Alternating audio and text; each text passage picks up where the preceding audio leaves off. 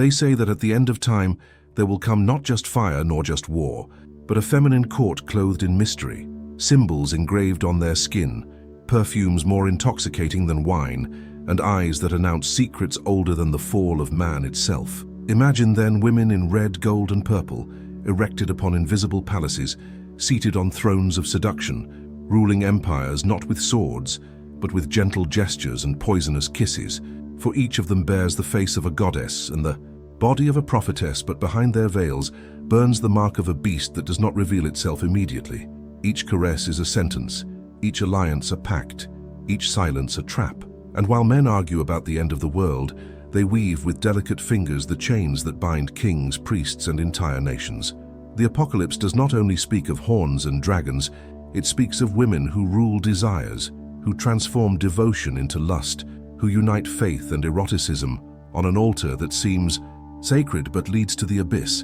And it is in this territory of pleasure and condemnation that the hidden truth manifests itself. What if I told you that within the forgotten lines of Revelation lies a secret so profound it has never been revealed from the pulpit, a revelation that connects these women to the very identity of the beast, not as submissive servants but as architects of his rise?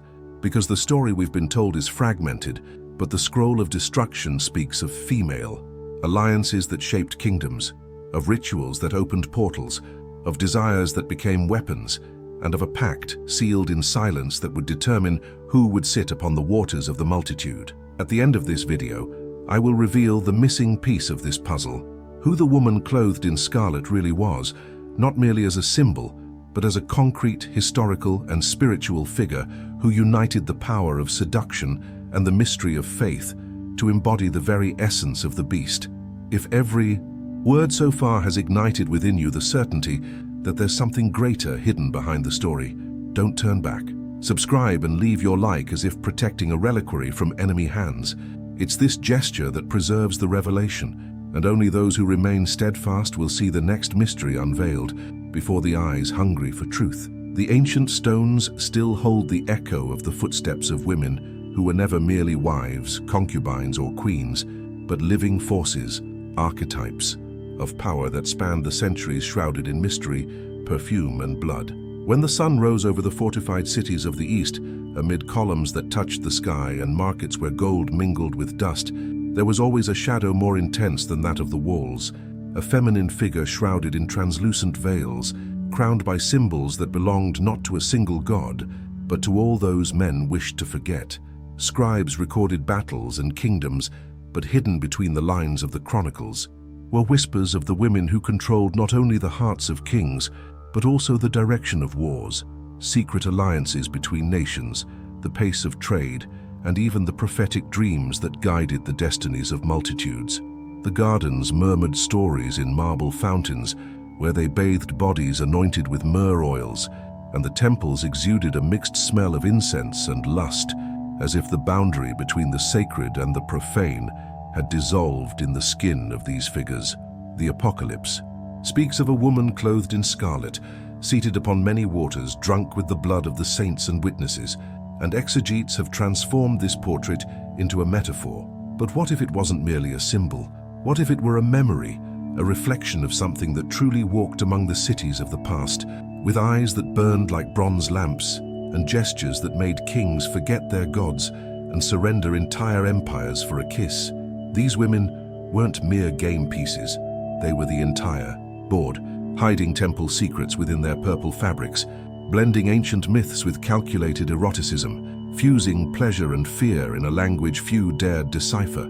As travelers walked through stone corridors, lined with torches flickering in the darkness, they reported seeing halls where altars stood not dedicated to a single god, but to a medley of foreign deities, fueled by the bodies and beauty of these women. The wind blew over these palaces as if it brought the lament of generations, the announcement that the power erected over desire would inevitably become ruin. But before the ruin there was fascination, for no one dared deny the power of kohl-lined eyes, the sound of gold bracelets clinking around slender wrists, the sparkle of precious stones sewn into veils, every detail calculated to draw the human gaze in and never escape.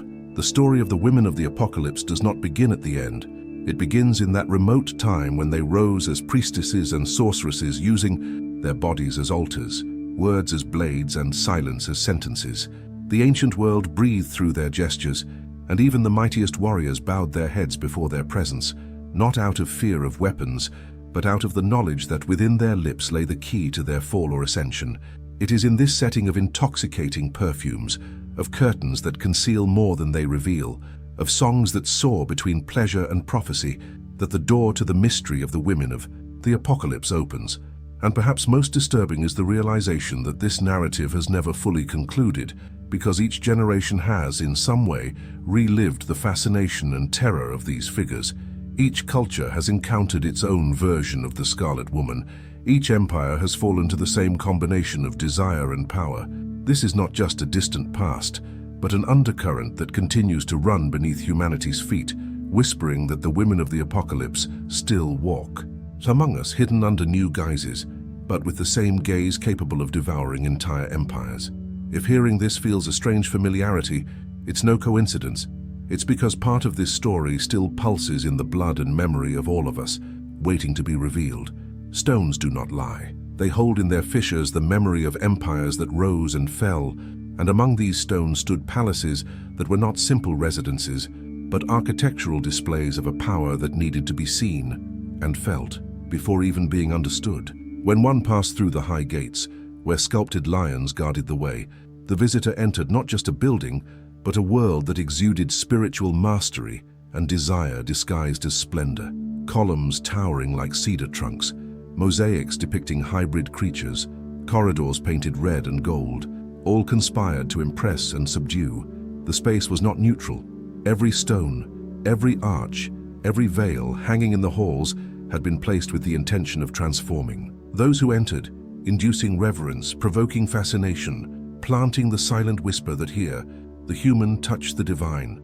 At the heart of these complexes were secret chambers, marble halls covered in Persian tapestries, and light filtered through stained glass windows, creating shadows that seemed to dance to the rhythm of the priestess's breathing. These spaces were designed not only to house bodies, but to shape atmospheres. Perfumes burned in bronze braziers, music echoed from harps, and the very air seemed charged with magnetism. Those who walked through these corridors had no choice. The environment shaped their senses, and submission was imposed not by the sword, but by architectural seduction. The grandeur of the temple harem lay not merely in its material luxury, but in its symbolic function of transforming each room into an extension of the invisible power of the women who inhabited it. The royal chambers were like miniature cosmos, organized according to a cult. Principles aligned with the stars, designed so that every step was a ritual. The throne was not just a chair, but an altar. The bed was not just a bed, but a sanctuary.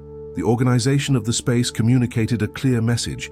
This territory was not human, it was consecrated, and whoever dared enter became part of the game.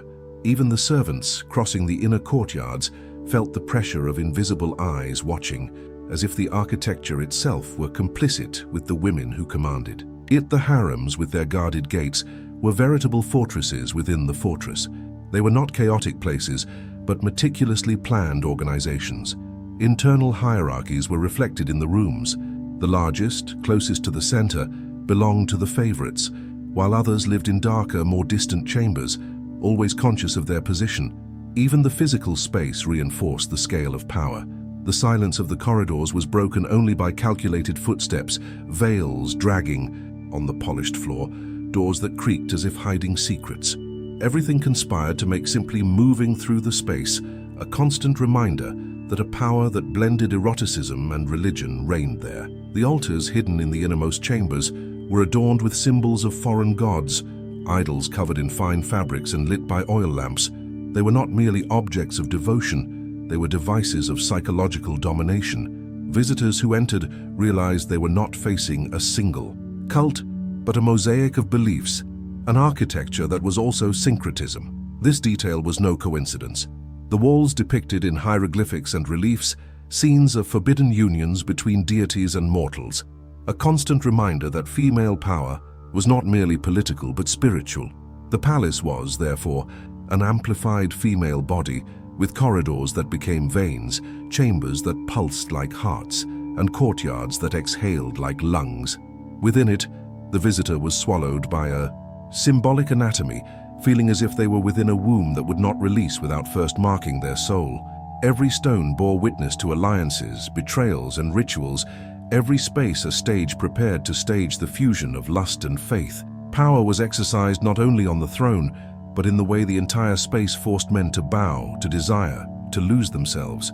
That's why many who left these palaces carried not only the memory of the women's beauty, but the unconfessable conviction that they had entered a territory where the gods had mingled with the flesh, and that their own political decisions no longer belonged to them. The space had done its work, the architecture had fulfilled its mission, to transform humans into slaves of desire and the king into servants of his own weakness. And perhaps most enigmatic is realizing that these temple palaces were designed to withstand time. Even in ruins, the columns still whisper, the mosaics still glimmer beneath the dust, the corridors still breathe mystery.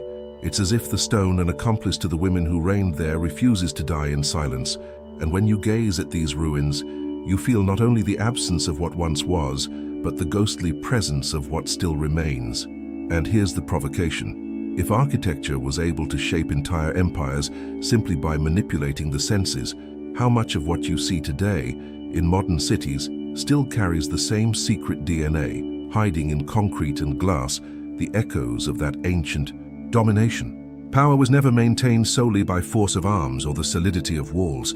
Often the true fate of kingdoms was decided on silken beds, in glances exchanged at banquets, and in pacts sealed by the union of bodies.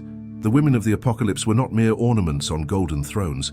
They were central pieces on a chessboard, where every move could consolidate empires or bring about their ruin. Marriage, in that era, was not a choice of the heart, but a geopolitical strategy.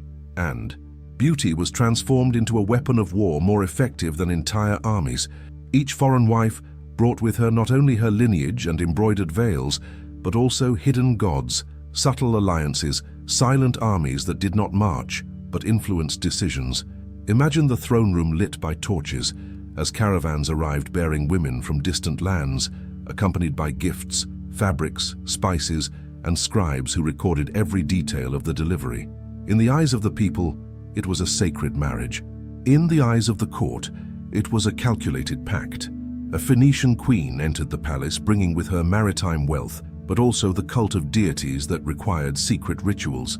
An Egyptian princess was offered as a wife in exchange for peace between borders, but her presence meant the infiltration of priests who taught forbidden formulas and magic. Each woman was more than a body. She was diplomacy in the flesh. She was politics disguised as desire. The king, by sleeping with these wives, was not merely yielding to pleasure. He was opening his soul to spiritual pacts that transcended the bed. Penetration was also a penetration of cultures, religions, and beliefs. When mouths whispered promises of love, they actually sealed treaties. When eyes shone with seduction, they hid maps of territories. When hands caressed, they held the keys to entire borders. Desire was the perfect mask for alliances that seemed intimate but were deeply political. These women knew this. They were not passive victims, but conscious strategists.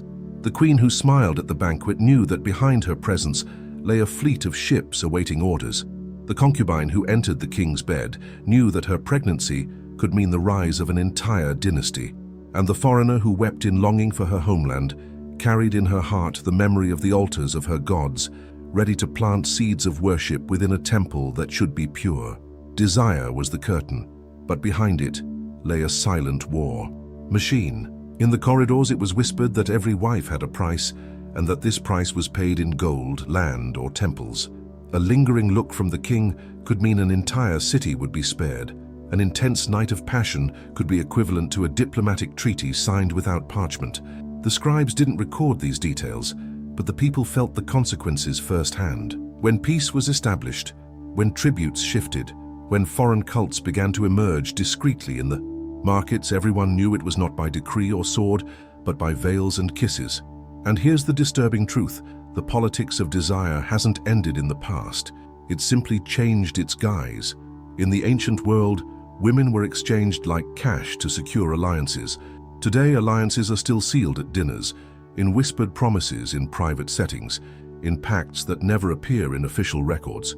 Eroticism remains the language that shapes destinies, even when disguised as a political agreement. In Revelation, when the Scarlet Woman sits over kings and nations, it's not just a spiritual symbol, but a reminder of this ancient system in which beauty and the body were used as tools of government. The wine of her seduction was more intoxicating than any liquor, for it made kings forget their crowns and become prisoners of their own lust. And when you observe how alliances were forged, not at council tables, but on embroidered linens, you might realize that the history of the world was decided less by battles and more by broken whispers in forbidden rooms. The politics of desire was the true force that shaped empires, and even today, in other forms, it continues to determine who truly rules. And the provocation that remains is this: if alliances can be sealed with a simple look of desire, how many of your own choices were also guided by invisible forces that wear the mask of pleasure? Before each encounter, there was a secret ritual that transformed the body into a temple and the bedroom into an altar. The women of the apocalypse did not present themselves to the king or visitors as mere wives or concubines, but as priestesses of a silent cult, and each gesture was carefully calculated to ignite not only desire, but also the conviction that the pleasure offered was sacred. In the inner courtyards hidden from view, the preparation began. Alabaster tubs were filled with warm milk mixed with rare oils brought from the east, and the steam rising from these waters exuded fragrances capable of intoxicating even those standing at a distance. The body, slowly immersed, became an offering, the skin absorbing not only the perfume but also the memory of the ritual, as if every pore were a secret prayer. All around, servants anointed their hair with perfumed ointments of myrrh and spikenard, combing it as if braiding secrets, each strand shining under the light of oil lamps, reflecting an almost supernatural splendor. The sound of softly played zithers filled the air, not as entertainment, but as a sonic hypnosis, lulling thoughts into a suspended state. The purification was meticulous. The body was exfoliated with powdered crushed gemstones, nails were painted with pigments symbolizing conquered kingdoms, and the skin was wrapped in fine fabrics that hinted more than concealed. It was all part of a sensual liturgy that confused the senses, uniting cleanliness with temptation, purity with sin. When they emerged from these rituals, the women were no longer mere mortals. They were living embodiments of ancient mysteries. They walked slowly, their feet stained with red oils that left subtle marks on the ground, like trails meant to guide the king to his doom. Each step had the cadence of a silent chant, and the very air seemed to bend before their presence. They were trained to control their breathing, to speak in soft tones, reminiscent of incantations, to gaze in such a way that the interlocutor felt naked, even in the middle of a banquet hall. The body prepared by the ritual was not just flesh.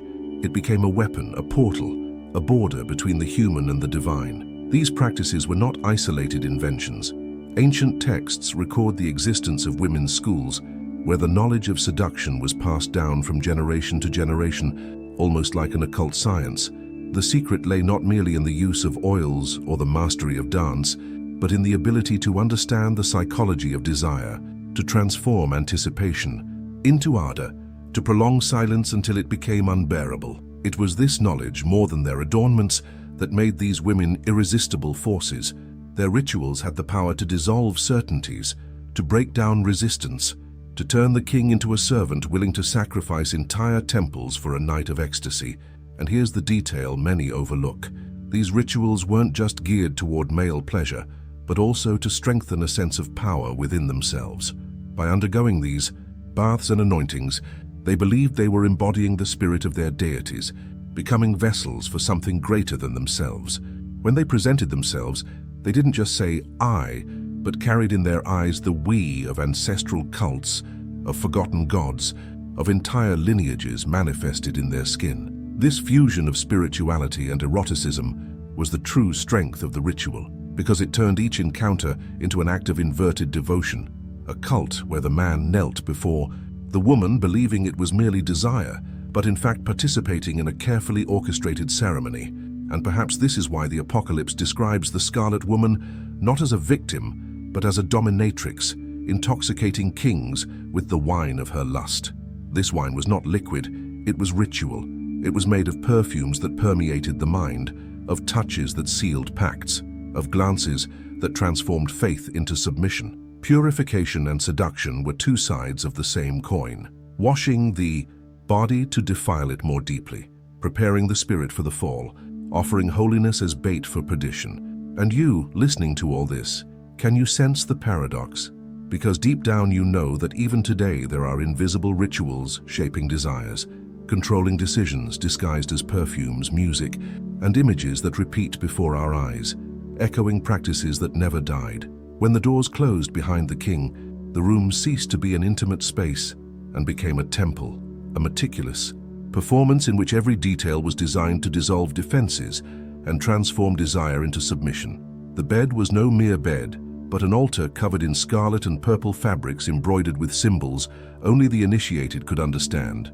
Tall candles cast shadows that multiplied on the walls, creating the illusion of invisible presences, and the air was thick with the smoke of incense that blended myrrh, cinnamon, and oriental resins.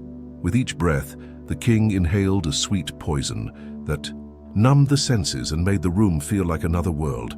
The music came from instruments hidden behind curtains, soft harps, deep flutes, drums beating in an almost imperceptible rhythm, as if it were the beating of a collective heart.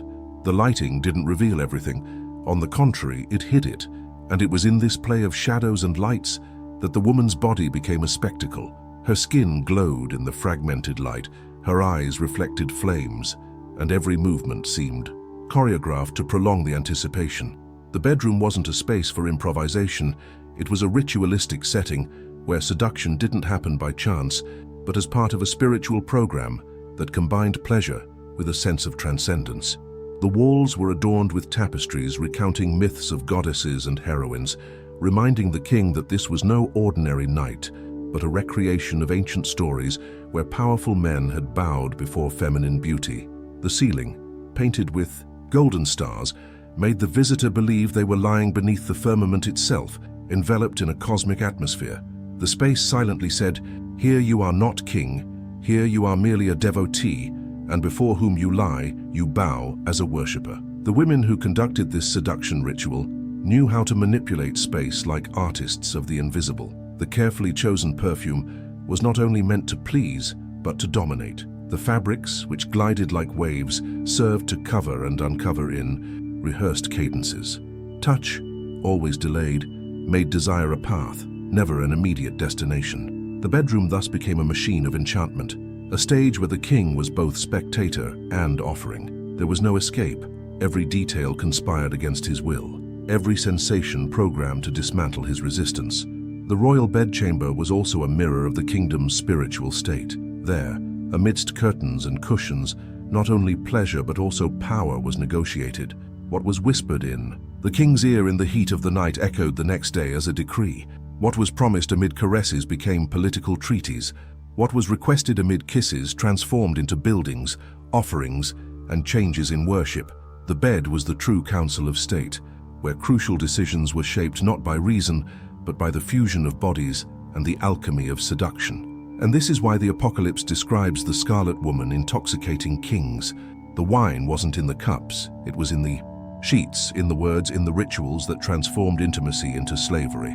The bedroom, called the secret place, was the true throne. There the king didn't reign, there he surrendered. But there's something even more disturbing. Observing the royal chambers that have survived in ruins, one realizes that this logic hasn't died. Modern spaces continue to reproduce the same architectural language of seduction, hiding under different names the same ancient principle, dominating through pleasure, controlling through atmosphere, shaping decisions in the invisible realm of the senses. And if the palaces have fallen, the technique remains. The seduction chamber still exists, perhaps disguised in luxurious hotels, in secret salons, in temples disguised as clubs. The Apocalypse speaks not of the past, but of a structure that continues to operate. The question is, how many kings continue to hand the future over to women who transform desire into an altar? Behind the curtains embroidered with gold and purple threads, the silence hid more wars than any battlefield.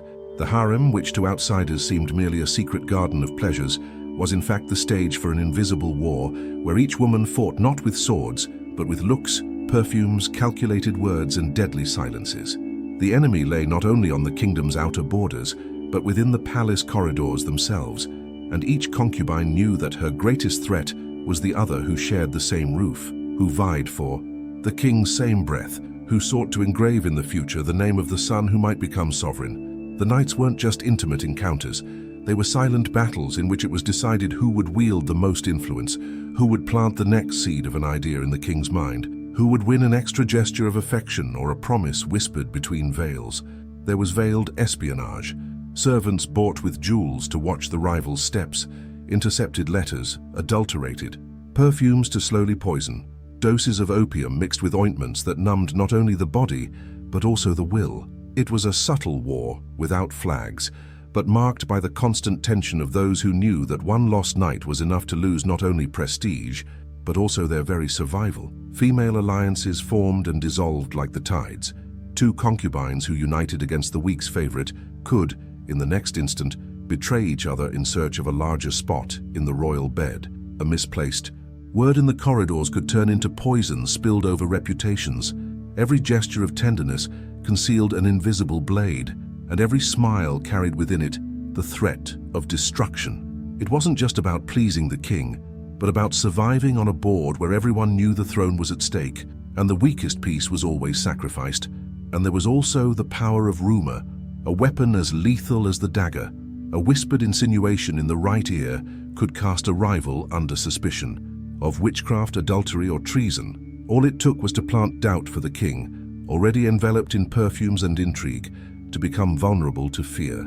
It was in this environment where nothing was safe, where every embrace could hide a conspiracy, that women learned to survive by sharpening not only their nails, but also their cunning. The harem, therefore, was not just a space of pleasure, but a battlefield of psychological warfare.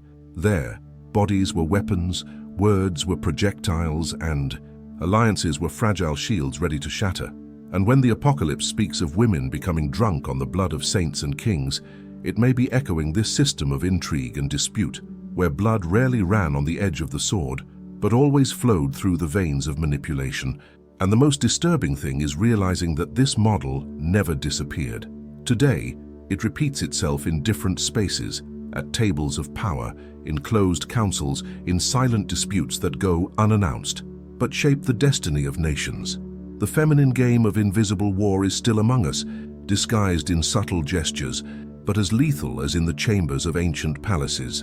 And you who hear this may feel something unsettling, because you know that deep down, the invisible war does not belong only to the past or the harem, but is still present, disguised in human relationships, where the silent dispute takes place in looks, words, and secrets that never reach the surface. The womb has always been more dangerous than the sword. While generals boasted of victories on the battlefield, the women of the palace knew that the real war was decided in the silences of the night and in the gestation of a life that could change the course of history. Each pregnancy was a political gamble, each birth an invisible decree, and each child a potential crown. The golden cradles were not innocent. They were trenches of power. The birth of a son signified not just joy or the continuation of a lineage, but the rise of an entire faction within the harem, the temporary victory of a mother over her rivals, the promise that her blood would run in the veins of whoever would inherit the throne. Women understood this better than any king. When they caressed their growing bellies, they did so not just as mothers but as strategists, aware that this little being carried within itself the legitimacy of an empire. Breastfeeding was a sacred rite of transfer of power, and breast milk was more than nourishment. It was a symbol of control over the future. While men discussed external alliances, women had already planned generations ahead, shaping destiny through the children they raised with firm hands and measured words. There was no neutrality in childcare. From the cradle, they were surrounded by symbols, songs, prayers, and stories that extolled their mother's lineage. The son of a favorite grew up believing himself chosen, prepared to rule, and even before he could speak, he was the target of silent disputes. Servants were corrupted to poison food, doctors were bribed to delay or speed up births, midwives were instructed to manipulate narratives about birthmarks, skin marks, and prophetic omens. Childhood was the first arena of political dispute. The palace corridors were filled with children bearing invisible titles, Little princes and princesses, still crawling, already bore the weight of entire factions. Every step taken in the marble courtyards was watched anxiously by their mothers, who saw in their children smiles or strength signs of a destiny they could use as an argument against their rivals. The game wasn't limited to the present. The war for power was waged with the most effective weapon, time, because the child who was a baby today would be a warrior or a priest tomorrow, and the mother knew that her destiny would be tied to the throne he or she would conquer. And there was something even deeper: spiritual manipulation. Mothers imparted not only instructions but also gods. Each foreign wife taught her children to honor hidden deities, erected small altars in their chambers, and introduced chants that bore the imprint of their own land. Thus, the king could attempt to maintain a single faith, but the future was already being contaminated by diverse cults, planted in the minds of children like invisible seeds. The throne was not only being contested in visible wars, but in the hearts of the heirs who grew up divided between beliefs. When the Apocalypse describes corrupted generations, it also speaks of this invisible inheritance passed down from the mother's womb. The wine of seduction was transformed into the milk of education, and the poison of desire became doctrine in the stories told to children. War was not only between women, but between the gods they carried and passed on to their descendants. And here's the disturbing detail. Even today, the future isn't shaped solely in offices of power, but in the silence of homes, in the words mothers whisper to their children, in the values passed on even before school. The women of the Apocalypse knew that controlling the future meant raising children in their own image, and perhaps this is humanity's oldest and still unwon battle. The palace was not only a center of government, it was also a mosaic of hidden altars. Each woman who arrived from distant lands brought with her not only her veils and perfumes, but also the gods of her homeland, carefully packaged. In small statues, golden amulets, symbols engraved in stone and consecrated fabrics. At night, when the corridors fell silent and the king fell asleep, intoxicated by wine or pleasure, another liturgy began. Doors were closed, candles lit in secret, and within shadowy chambers, chants in foreign languages echoed discreetly, evoking forces that did not belong to the kingdom's faith, but which slowly infiltrated like a slow poison. These women understood that they didn't need to confront the official temples with direct confrontations. They simply had to establish a parallel cult in their own chambers. There, before small images brought from Phoenicia, Ethiopia, Babylon, or Egypt, they offered incense, bread, and wine, sometimes even blood, asking for blessings for their children, protection from rivals, and influence over the king's heart. And little by little, this syncretism began to contaminate the halls. Servants were introduced to these rituals, soldiers were seduced by the promise of mystical protection, and even scribes recorded symbols that did not belong to the official tradition, but to foreign deities who had found a place in the heart of the palace. The king, captivated by feminine charms, accepted these practices as mere wives' whims, but he failed to realize that each concession was a crack in the kingdom's spiritual walls. Allowing a queen to have an altar in her chambers meant granting her god space within the city walls. Accepting the chant of a foreign concubine was ceding invisible territory, and with each gesture of tolerance the throne became less sovereign. The male power that seemed to dominate the halls was, in reality, shaped by this silent infiltration. Imagine the torchlit corridors, while behind thick curtains, secret rituals took place. Dances honoring lunar gods, bodily anointings that blended pleasure and invocation, animal sacrifices whose muffled cries didn't reach the central courtyards. Women used their bodies as a bridge, transforming intimacy into an altar, and the conjugal bed itself became a hybrid cult space where not only desire was satisfied, but also protection or curses were invoked. Sin wasn't accidental. It was systematic, structured, transformed into an organized cult. This syncretism was not only religious, it was also political. Each wife who introduced her deity created a network of power among her compatriots living in the kingdom. Merchants, foreign priests, diplomats, all found space to operate. Under the protection of that woman, the harem, seen as a private space, became the nucleus of religious and political infiltration, and before long, the official temples competed with hidden cults that grew like roots underground. The city seemed stable, but underneath it was fractured by a multiplicity of faiths that corroded its unity. It is at this point that Revelation describes the Scarlet Woman as the king's prostitute, not only because she sold her body, but because she offered her devotion to multiple gods, handing over the heart of the kingdom to whichever deity might gain her advantage. This mixture of gods was more dangerous than any invading army, for it attacked not walls, but souls. It did not destroy the palace's columns with blows, but rather corroded its foundations with whispered prayers. And here lies the disturbing reflection. This forbidden syncretism has not remained confined to the ruins. It lives on, disguised as modernity, infiltrating cultures that blend. Symbols, spiritualities, and seemingly harmless practices. The danger lies not only in the corrupted temple, but in the common home, in the divided heart, in the private altar that seems small, but can rewrite entire destinies.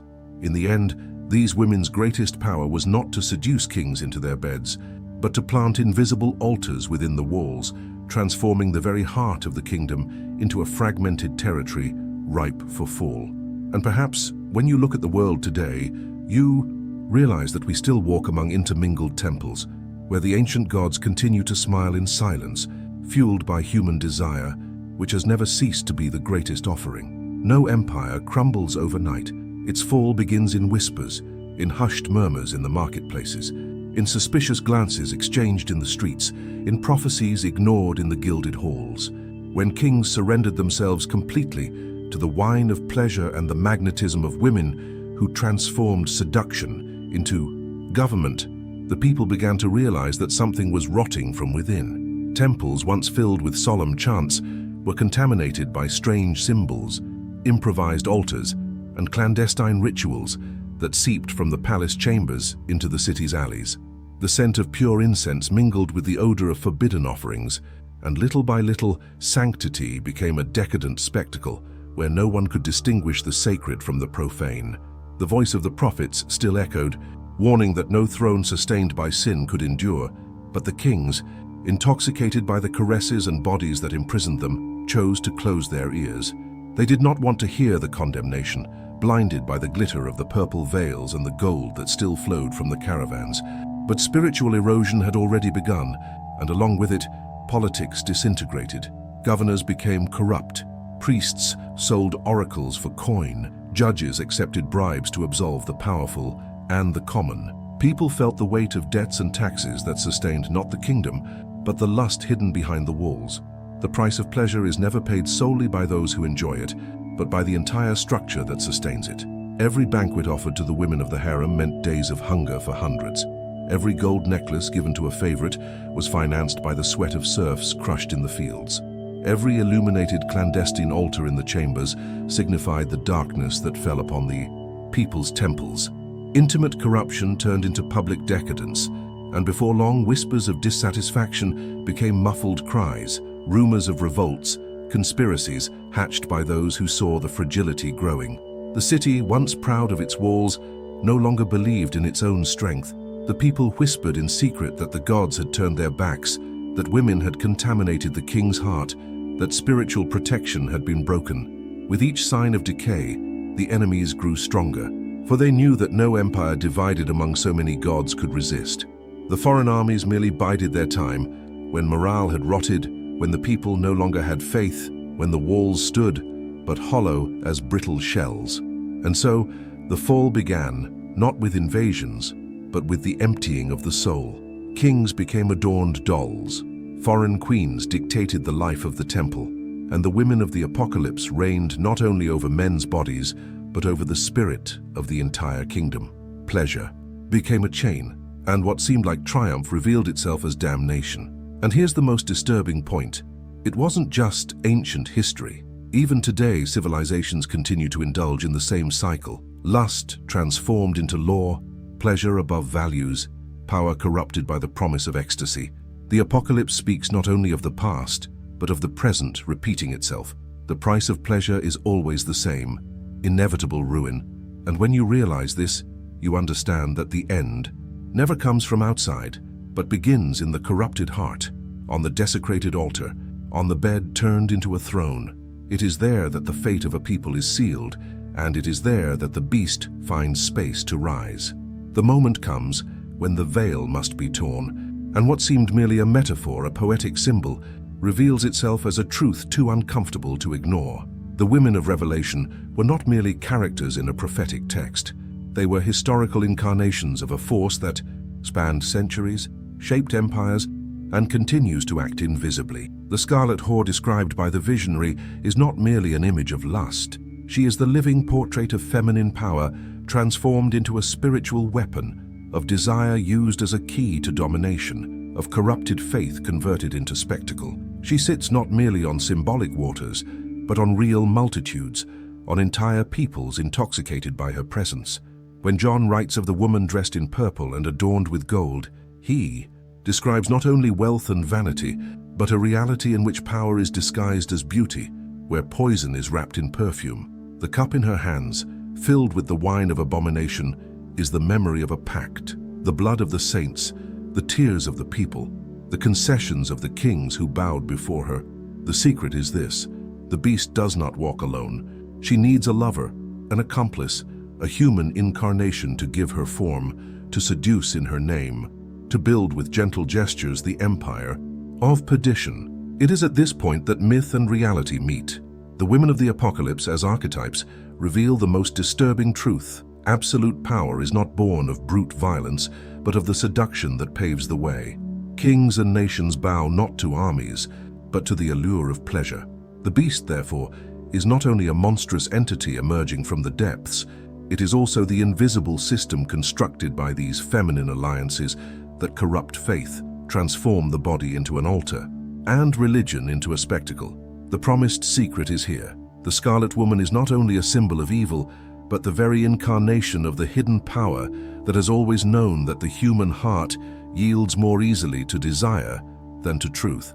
And when we understand this, the apocalypse ceases to be merely a distant prophecy and becomes a mirror of the present. The same forces continue to act, only under new masks, new temples, new palaces of glass and steel. Even today, the world bows before lust, transformed into law, before beauty that dictates customs, before a modern chalice that intoxicates multitudes with promises of instant pleasure and absolute power. The Scarlet Woman remains seated, still adorned, still offering her wine, and multitudes still drink, unaware that they are signing their own sentence. But the text also reveals the consequence. The beast and his lover do not remain forever. The same prophecy that describes their ephemeral glory announces their inevitable fall. Because every power built on seduction and lies crumbles when confronted with the truth. The women of Revelation are both remembrance and warning, fascination and curse, history and prophecy. They reveal that every empire that surrenders itself to absolute pleasure is doomed to collapse. And this is where you, who have listened to the end, realize that this isn't just ancient history or religious myth. It's about understanding the signs that continue to surround us, recognizing the new versions of these women, realizing that the cup continues to be offered every day. The decision is always the same: drink and get drunk until you fall, or resist and preserve the truth that still pulses beneath the layers of seduction. In the end, the greatest revelation is this: the beast never appears alone. It always comes accompanied by a beautiful face, a soft voice, and an adorned body, and it is in this guise that it finds space to dominate. Recognizing this is the first step to no longer falling victim to the scarlet intoxication. If every word so far has resonated within you with something the world tried to silence, don't let this revelation fade away. Leave your like as if sealing an eternal pact, and subscribe to continue walking among ruins and secrets. The next story is already igniting its own flame on the screen, darker, more intimate, and ready to challenge everything you thought you knew.